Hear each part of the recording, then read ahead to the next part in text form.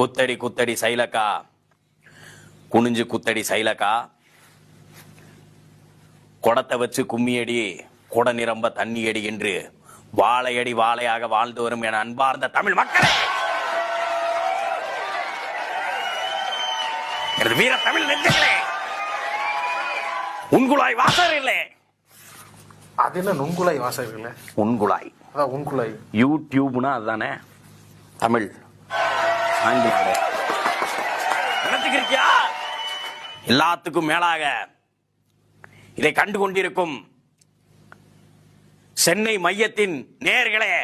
Chennai மையம்னா Madras central.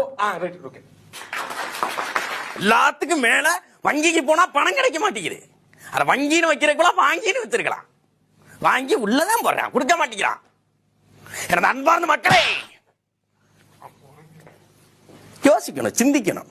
இப்படித்தான் நம்ம மக்கள் நிறைய பேர் வங்கிக்கு போறாங்க. உள்ள வங்கிக்குள்ள போனோம்னா ஒரு சிட்டை ஒண்ணு கொடுக்குறான். அந்த சிட்டையில இப்படி இப்படி கட்டம் கட்டமா கட்டமிட்டப்பட்டு இருக்கு. அதுல நம்மளோட பெயரை எழுதணும். அதுல இப்ப தமிழ்ல எழுதிருக்கணும். எழுதல, என்ன காரணம்னா அது விட்டுவிட்டோம், அது தப்பு பண்ணிவிட்டோம். அதை அன்னைக்கே செஞ்சிருக்கணும், செய்யல. அப்புறம் ஒண்ணும் பண்ண முடியாது. இப்ப என்ன ஆயிருச்சு, இப்ப எப்படி ஃபில்அப் பண்றதுன்னு தெரியல. போறவரெல்லாம் இழுத்து போட்டு வம்புழுக்கிறான். வேலை கிடைக்கல, இங்க போனாலும் வேலை கிடைக்கல. பொறியியல் படிச்சு விட்டு என்ன வேலையுமே தெரியாம வங்கிக்கு உட்காடுறான். அங்க இருக்கிறவனை போட்டு நோண்ட வேண்டியது. மொத்த அலுவலகத்துக்கும் ஒருத்தன் தான் வேலை பார்க்கிறான். இது எல்லா அலுவலகத்திலும் இருக்கிறது. கேட்கணும், எல்லாத்துக்கும் நிக்கிறான். பால் வாங்க போனா நிக்கிறான் பேங்க்ல. உரம் வாங்க போறவன் பேங்க்ல நிக்கிறான். விவசாயம் பார்க்கிறவன் பேங்க்ல நிக்கிறான். ஏன்டா நாங்களாம் பேங்க் போய்கிட்டா இருந்தோம்? ஏன்டா எல்லாரும் பேங்க் போகணுங்கிறிய? இங்க பாட்டு முப்பாட்டில் என்ன பேங்க்ல நின்னுக்கிருந்தாங்க? தூங்க விடலையே. எனது பாட்டுன்னு முப்பாட்டுன்னு என்ன தூங்க விடலையே. போறான், வரிசையில் நின்று போறான். போனாலும் பணம் கிடைக்குமானா கிடைக்கல. சிட்டையை தூக்கி மூஞ்சில அடிக்கிறான். காலையில இருந்து நிக்கிறான். காலையில 8 மணிக்கு கலப்பையை பிடிக்க வேண்டிய வரிசையில போய் நிக்கிறான்.